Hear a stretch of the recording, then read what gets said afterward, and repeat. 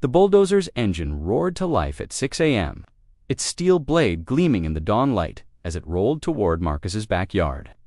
Karen stood beside the machine, clipboard in hand, her smile as sharp as the blade about to destroy everything he'd built. "You have 30 seconds to get out of the way," she called over the engine's growl. But Marcus had spent 3 years planning for this moment, and Karen had no idea what she was about to Marcus. Chen had always believed that a good fence made good neighbors. Unfortunately, his fence wasn't nearly tall enough to keep out Karen Whitmore.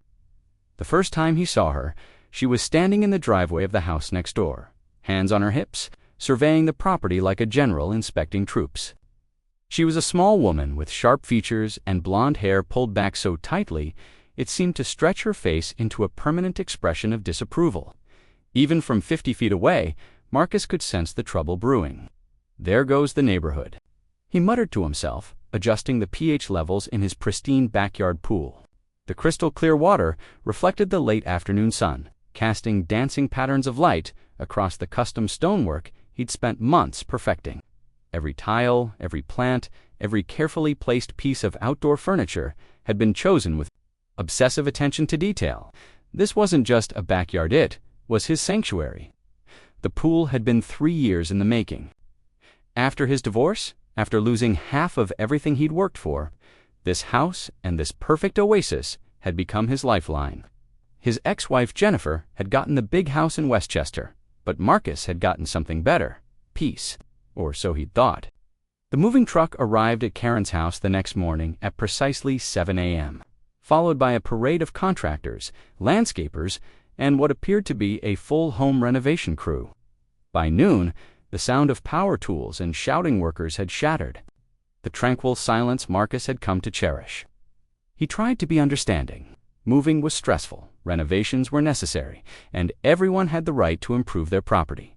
But by day 3, when the jackhammering started at 6:30 a.m., his patience was wearing thin. Marcus walked over to introduce himself, hoping a friendly conversation might establish some boundaries. Karen was standing in her front yard, barking orders at a contractor who looked like he'd rather be anywhere else. "Excuse me," Marcus said, approaching with his best diplomatic smile. "I'm Marcus Chen, your neighbor. Welcome to the neighborhood." Karen turned, her pale blue eyes scanning him from head to toe with the efficiency of a security scanner. "Karen Whitmore," she said curtly, not offering her hand. "I assume you're here to complain about the noise?" "Well, I was hoping we could maybe discuss the work starts at 7 a.m., which is perfectly legal," she interrupted. "If you have a problem with lawful construction activities, I suggest you take it up with the city planning office." Marcus blinked, taken aback by her hostility. "I'm not here to cause problems. I just thought we could be neighborly about the timing. Maybe start a little later on weekends." Karen's laugh was sharp and humorless. "Neighborly," she said the word like it tasted bad. "Let me guess, you're one of those people who thinks everyone should cater to your schedule. Well, I've got news for you. I paid top dollar for this property, and I'll renovate it however and whenever I see fit." "I understand that, but there are no buts," Karen snapped. "This is America. Property rights matter.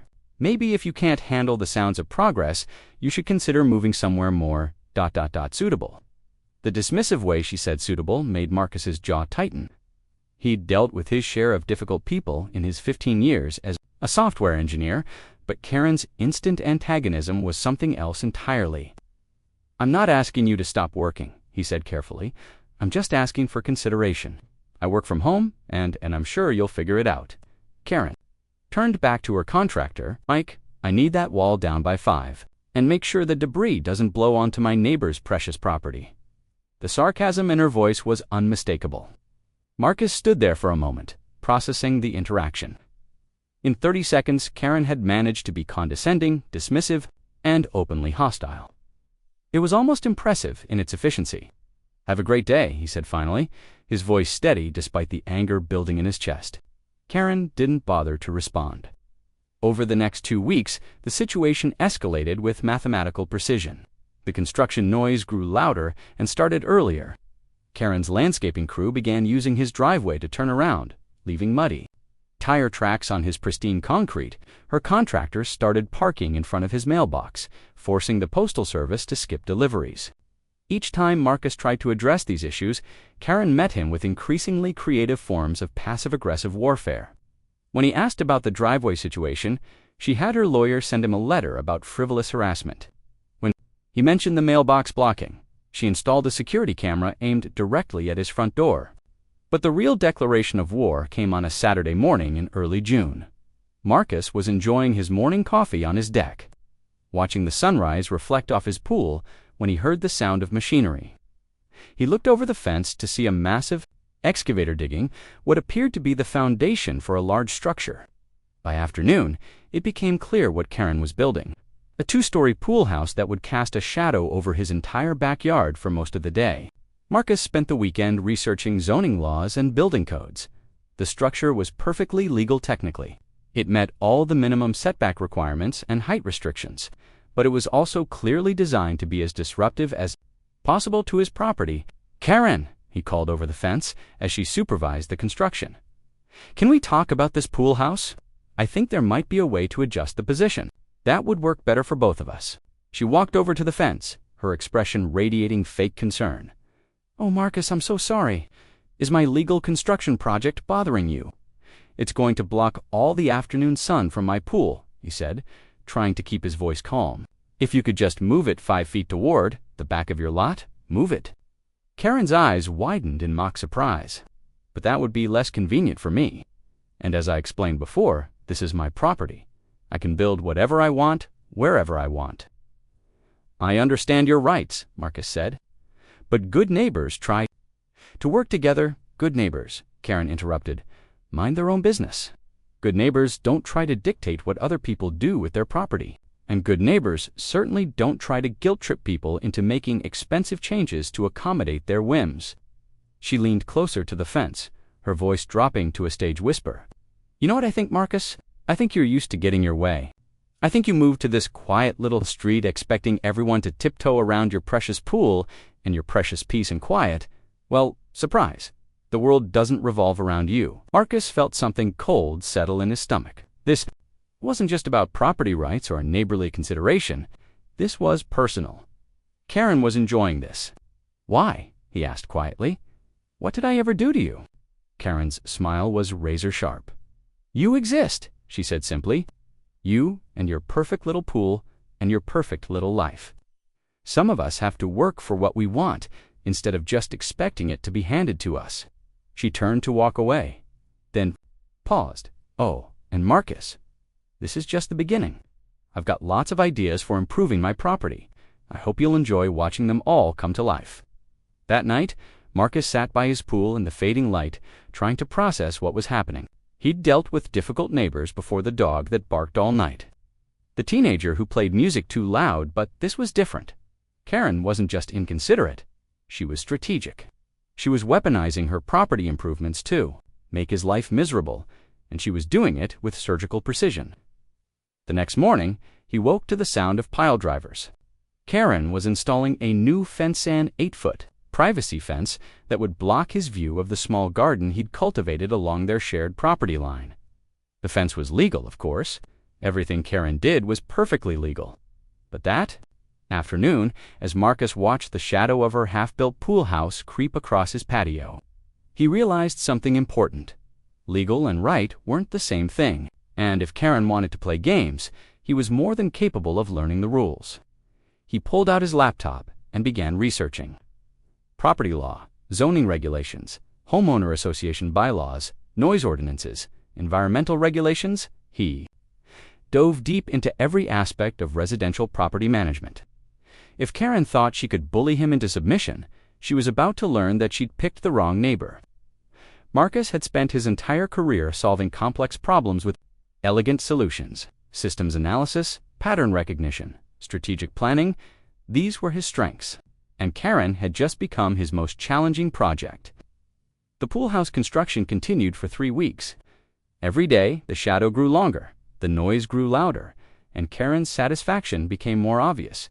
She'd taken to standing in her yard during peak construction hours, watching Marcus's house with undisguised glee. But on the day Marcus stared at the anonymous note for the 4th time that morning, his coffee growing cold as his mind worked through the implications.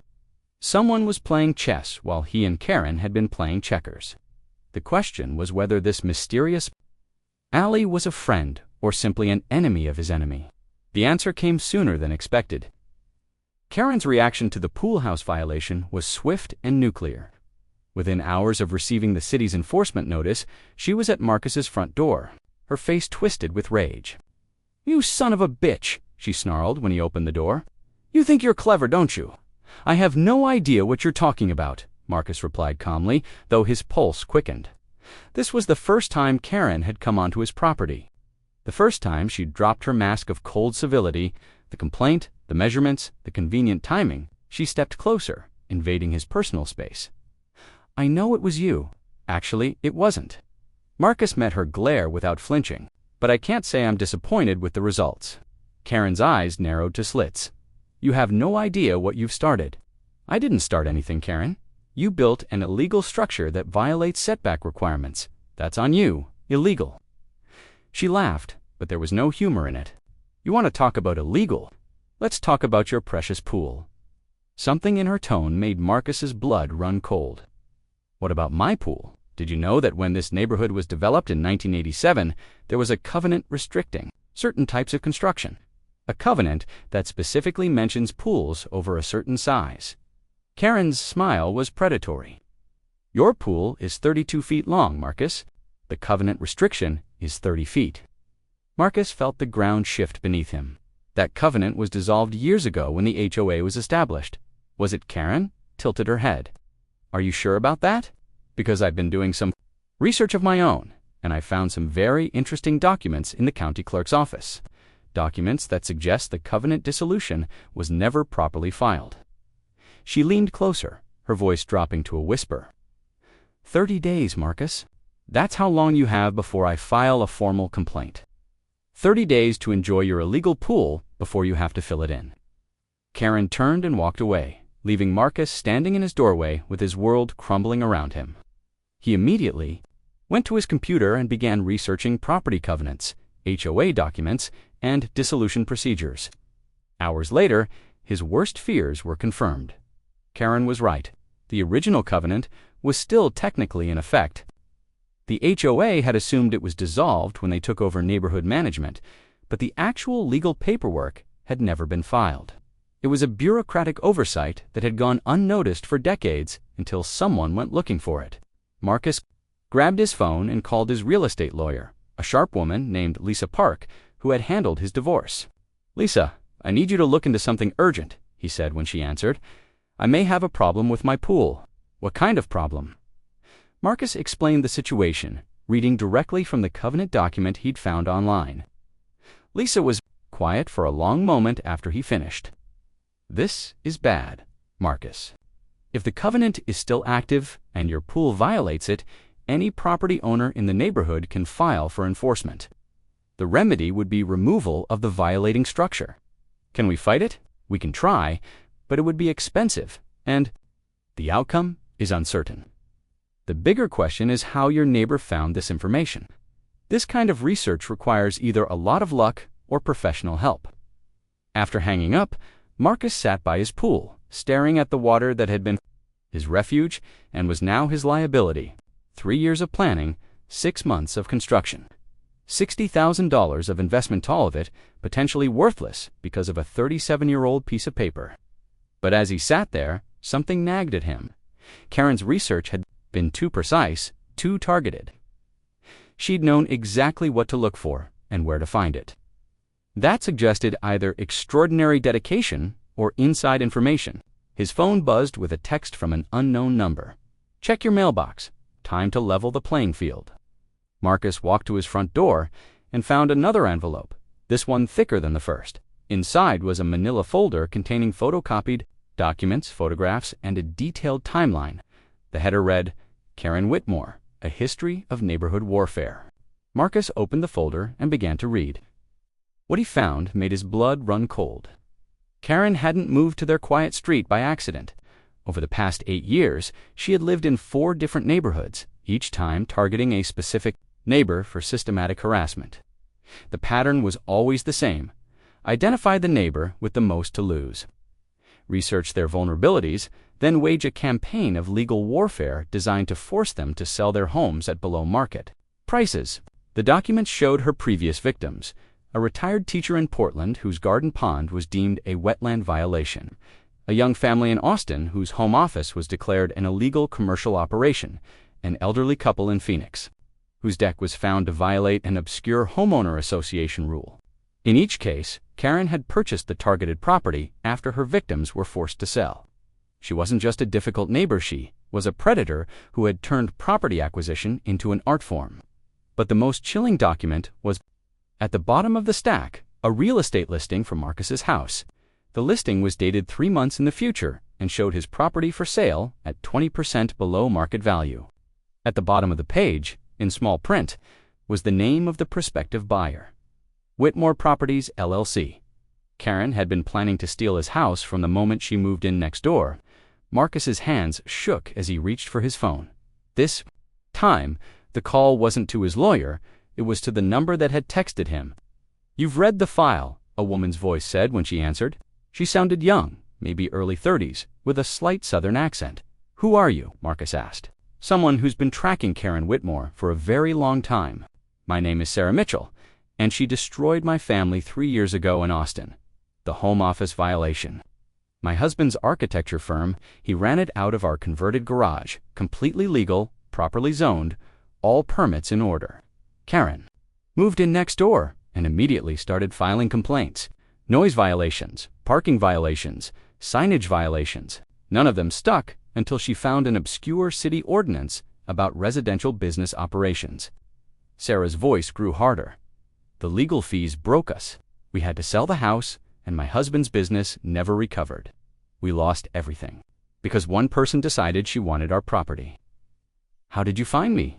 "I've been following her moves, trying to warn her targets."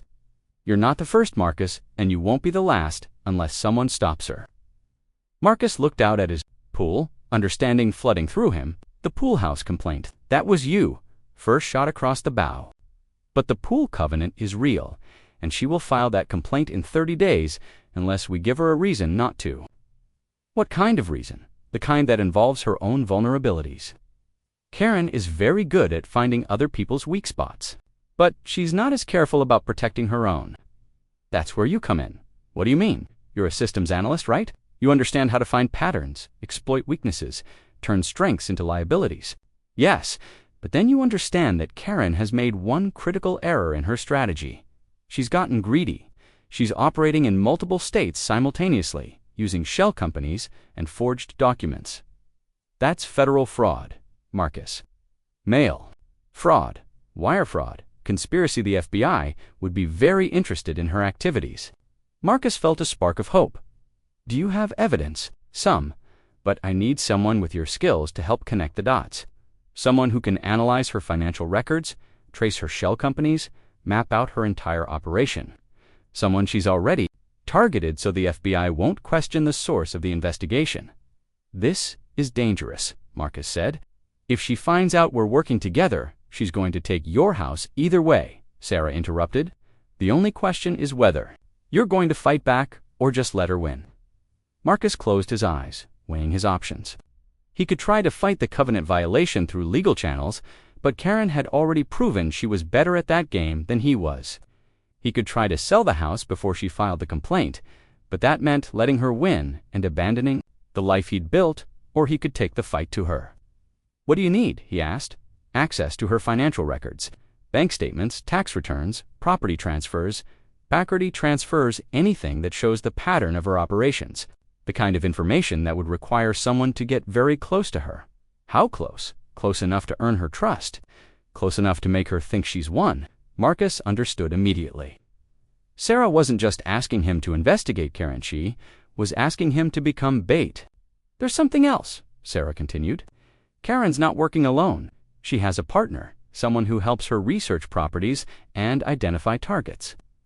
We don't know who it is, but they're the reason she's so successful.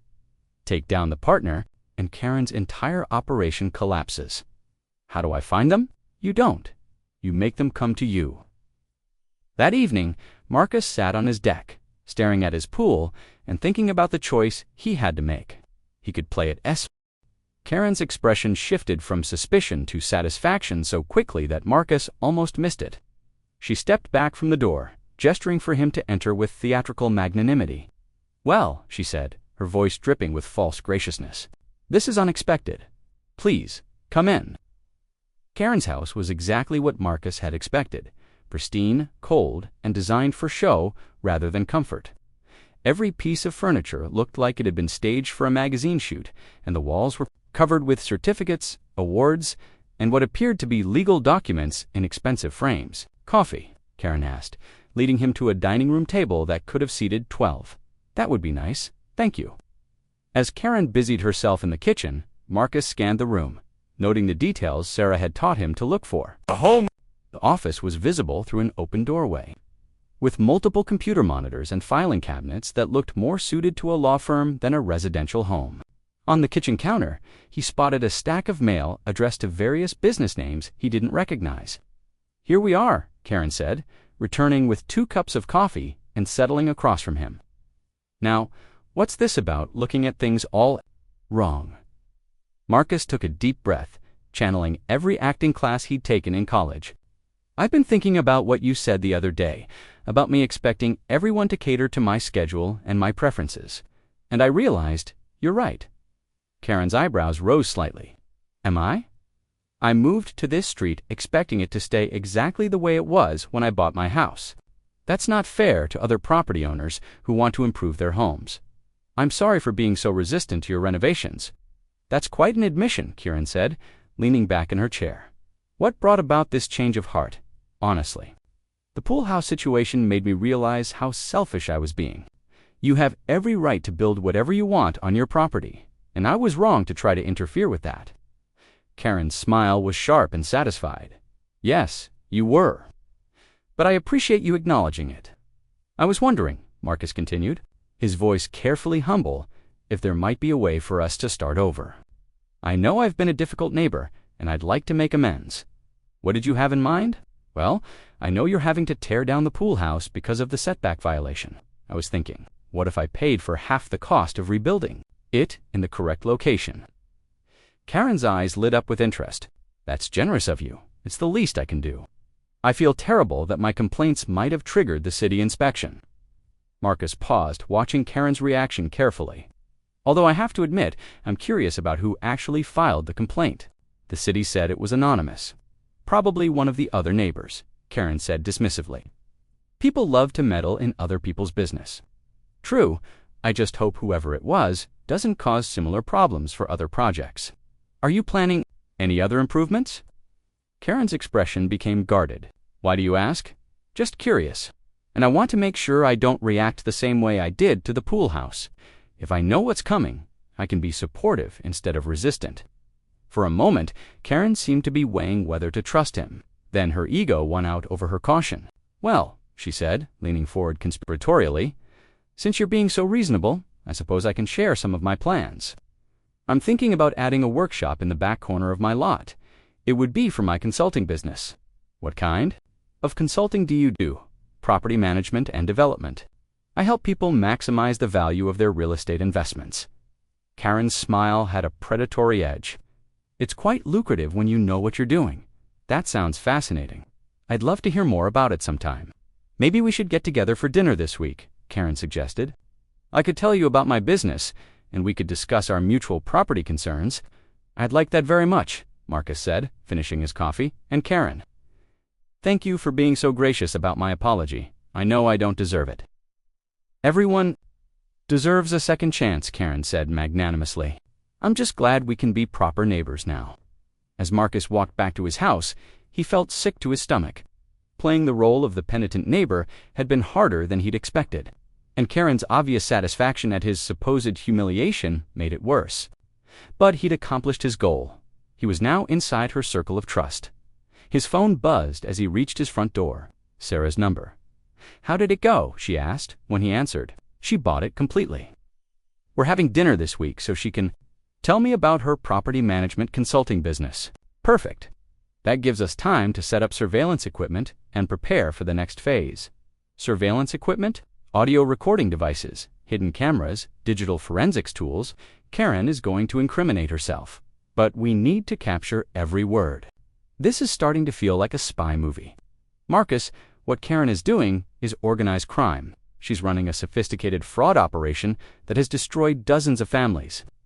The FBI takes this kind of thing very seriously, but they need solid evidence to build a case. What about the pool covenant? She said she's filing the complaint in 30 days. She won't, Sarah said confidently. Not if she thinks you're going to be useful to her. Karen doesn't just steal houses, she recruits accomplices. People who can provide inside information, forge documents, or act as fronts for her shell companies. She's going to try to turn you into one of them. How do you know?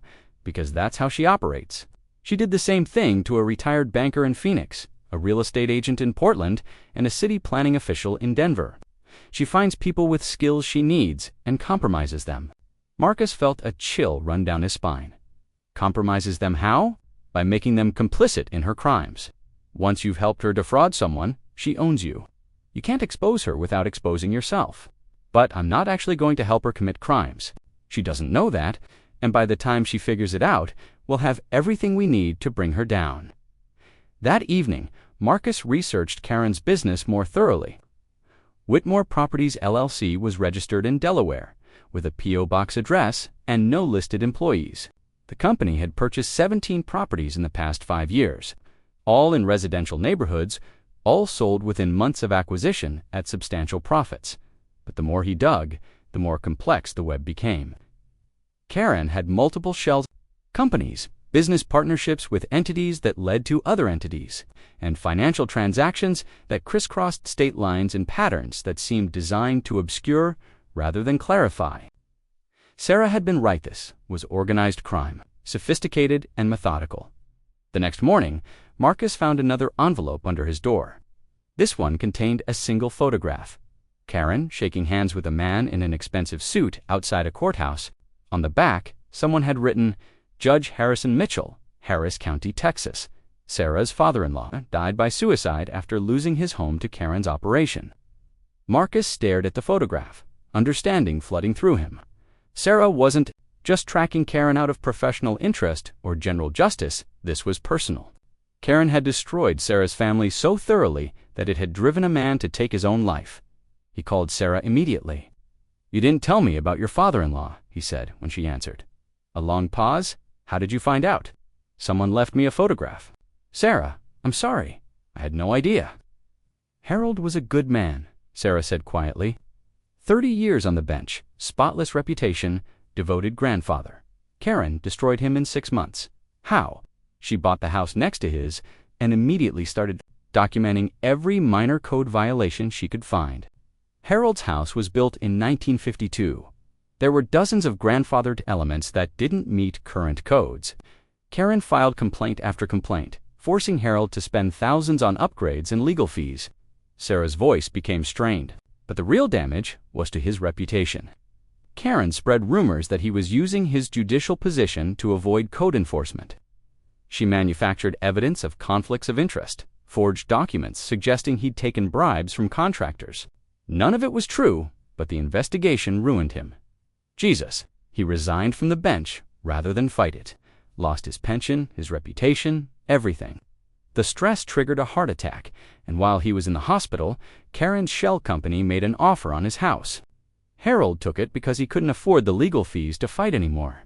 Marcus closed his eyes, imagining the nightmare Sarah's family had endured. What happened then? Harold never recovered from losing his life's work. The heart attack damaged his health, but losing his purpose destroyed his spirit. He shot himself in Karen's house, the house that used to be his 3 months after she took possession. The line was quiet for a long moment. When Sarah spoke again, her voice was steady and cold. Karen attended the funeral. She came up to me afterward and said she was sorry for our loss, but that Harold's death wasn't her fault. She said he should have been more careful about following building codes. Marcus felt rage building in his chest. She's a sociopath. She's a predator who's gotten away with destroying lives for too long. That's why we have to stop her, Marcus. Not just for your house, but for everyone she's going to target next. That afternoon, a package arrived at Marcus's door. Inside was a collection of high-tech surveillance equipment.